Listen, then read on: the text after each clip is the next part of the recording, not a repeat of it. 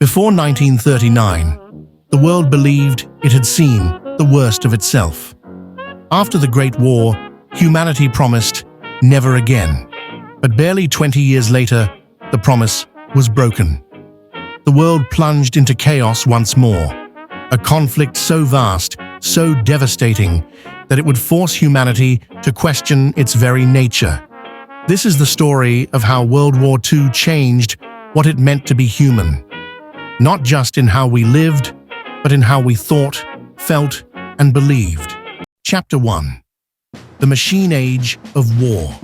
World War II was not only a battle of armies, it was a battle of industries. It was the first truly industrial war. Factories became fortresses. Blueprints became weapons. Science became strategy. Production itself became the front line. Men went to the battlefield.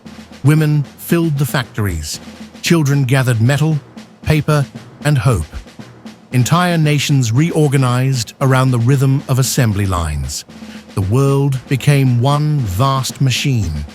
Gears of labor, feeding the engines of destruction. In Germany, tanks rolled off conveyor belts. In America, ships were born every few days. In the Soviet Union, factories moved east, rebuilt in snow and mud, still producing under fire. The line between man and machine blurred. Efficiency replaced empathy. The faster we built, the faster we could destroy. The age of mechanized morality had begun. An era where progress was measured in tonnage, not tenderness. Every bullet had a barcode. Every life, a statistic. Every city, a target. In this new age, humanity no longer asked why. It asked how fast.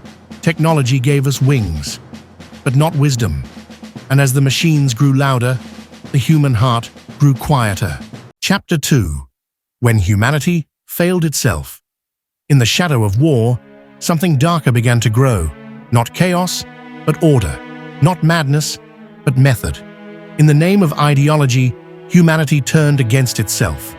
Across occupied Europe, the machinery of death took shape. Trains, lists, camps, forms. Every atrocity was organized, every horror scheduled. The Holocaust revealed how far human systems could fall. It was not the work of madmen, but of bureaucrats. Each act of cruelty required a signature. Each life taken began with a stamp. It wasn't monsters who built the camps. It was ordinary people, engineers, clerks, doctors, people who believed they were following rules, serving order, obeying the state. Evil had become efficient. Murder had become administrative. And when the war ended, the question was no longer who was guilty, but what had happened to the human soul. The world saw the photographs, the piles of shoes, the faces pressed against wire. The silence that followed was unbearable. The realization, inescapable. If humanity could do this to itself, then civilization was not a safeguard. It was a disguise. Evil does not always come from hatred. Sometimes it comes from obedience. Chapter 3. The Rebirth of Conscience. From the ashes of defeat rose the question of morality. How do you judge crimes that have never been named? How do you punish acts that destroy the very idea of justice? At Nuremberg, the world faced its reflection. For the first time in history, leaders stood trial not for conquering nations, but for crimes against humanity itself. The words were new, the idea revolutionary. The trials were more than punishment. They were confession, a recognition that humanity's laws had failed, and that something deeper was needed, a moral code not written for states, but for the human species. From this reckoning came rebirth. The United Nations was formed. The Declaration of Human Rights was written.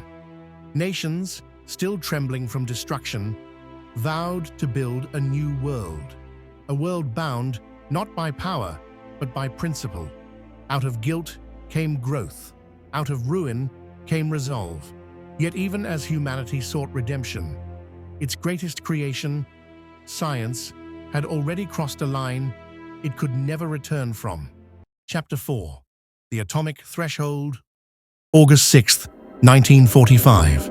A clear morning over Japan. In one instant, daylight became devastation. A city turned to shadow, and humanity entered the atomic age. The bomb was not just a weapon, it was a revelation. In its light, we saw our reflection. Brilliant, creative, unstoppable, and utterly terrifying. The bomb split more than atoms. It split the human story in two, before and after. For the first time, we had the power to destroy everything we had ever built, to end the planet that had birthed us. The question was no longer, can we? It was, should we? The atomic age was a paradox. It represented both the peak of human genius and the abyss of human recklessness. Scientists who once dreamed of discovery now feared what they had unleashed. The doomsday clock began to tick, not toward midnight, but toward extinction. Protests filled the streets. Faith and fear collided in equal measure. Technology had made us gods, but gods without wisdom. And as the mushroom cloud rose, so did a truth that could never be unlearned. Human progress had outpaced human morality. Chapter 5. Rebuilding Humanity. The world that emerged after 1945 was both broken and new. The war had ended, but peace did not arrive easily. Cities lay in rubble, their skylines jagged, their streets hollow, their people displaced. Entire nations had to start over from ashes and dust. But amid that devastation, something began to rise. Not just buildings, but belief. The same hands that once built weapons now built homes. The same factories that once forged bombs began to produce tools, bridges, and railways. And the same minds that once designed for war began dreaming of how to sustain peace. In the shattered cities of Europe, children went back to school in classrooms without roofs. Families gathered around campfires in bombed-out buildings to share bread and stories. Slowly, life returned. Fragile at first, but determined. The Marshall Plan brought food, resources, and hope across oceans. Ships that had once carried soldiers now carried flour, fuel, and medicine. America and Europe became partners in rebuilding, proof that cooperation could achieve what conquest never could. Bridges were repaired, factories roared back to life, libraries reopened, art once banned found its way back onto walls. Music, after years of silence, filled the streets again. But this rebuilding was more than physical, it was spiritual. The world had looked into the abyss and understood that survival meant more than victory. It meant compassion, the courage to forgive, to rebuild trust, to believe that humanity could still be redeemed.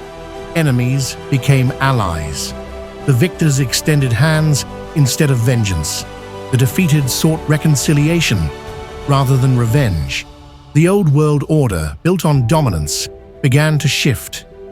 Nations once defined by hatred began to share resources, ideas, and even dreams. Borders that once divided slowly became bridges of cooperation. Out of this new unity came purpose. Treaties were signed to bind peace in ink, rather than fear. Organizations formed to ensure no single nation would ever again hold the fate of the world in its hands. The United Nations emerged, not as a perfect solution, but as a promise, a place where nations could talk before they fought. From this hope, new words took shape. Human rights, collective security, global responsibility. These were not just political ideas, they were moral revolutions, a redefinition of what it meant to be civilized. The phrase "never again" became more than a vow. It became a moral compass, a guiding light for generations born from destruction. It reminded the world that power without empathy leads only to ruin, and that unity without understanding is only illusion. To be human again meant to care, to rebuild, to forgive, to protect what war had tried to erase. And so, brick by brick, law by law, the world began to rediscover empathy, the very thing it had nearly destroyed. From ashes came resolve, from grief came grace, and from the memory of war came the determination to build a better peace. Humanity had been wounded, but it was learning again to stand, not as conquerors, but as caretakers of a fragile future. The rebuilding of cities was only the beginning. The true reconstruction was within, a rebuilding of conscience, of connection, and of hope. Chapter 6. The Legacy of Humanity. Decades have passed, yet the echoes remain. 80 years later, we still live in the shadow of that war. The ruins have been rebuilt, but the memory endures, etched into our laws, our art, our fears, and our progress. Our world was born from its aftermath. The United Nations, the Geneva Conventions, NATO, all emerged because humanity finally understood that peace could not survive on good intentions alone. The systems that govern our modern lives, international law, global trade, diplomacy, are all threads spun from the ashes of that conflict. World War II changed everything. It changed how we fight, how we build, how we live, and how we think. It forced us to confront what we are capable of and what we must protect ourselves from. It showed us that progress without conscience is destruction, and survival without empathy is nothing more than existence. In the decades that followed, we split the atom, explored the stars, and built machines that think faster than we do. But behind every innovation lies the same question the war first forced us to ask: can we create without destroying? Can we advance without losing our humanity? Because the lesson of that war was never just about the past. It was about what kind of future we are willing to build. To be human after World War II meant more than surviving. It meant understanding. It meant remembering. Remembering that civilization is fragile, a delicate balance between order and empathy, between progress and restraint. We learned that cruelty and compassion are not opposites, but possibilities that exist within the same heart. That the capacity for one is what gives meaning to the other. Every act of kindness, every law that protects the innocent, every hand that helps instead of harms, is an answer to that war. The world that followed was far from perfect. The Cold War rose from its shadow. Nuclear fear shaped entire generations. New conflicts erupted across the globe. But even in those moments of division, the memory of what came before whispered, "Remember what happens when humanity forgets itself." The survivors of that era are fading now, their stories carried by those who listened. Their lessons live in photographs, in books, in the quiet hum of museums. But memory is not enough. History warns us. Forgetfulness is the first step toward repetition. That is why remembrance matters. That is why we build memorials. Not for guilt, but for guidance. Every stone engraved with names, every candle lit on anniversaries is a reminder that peace is not a gift. It is a responsibility. Because civilization is not guaranteed. It is chosen, every day, in every generation. The war ended, but its lesson endures. Humanity is not defined by what it destroys, but by what it decides to protect.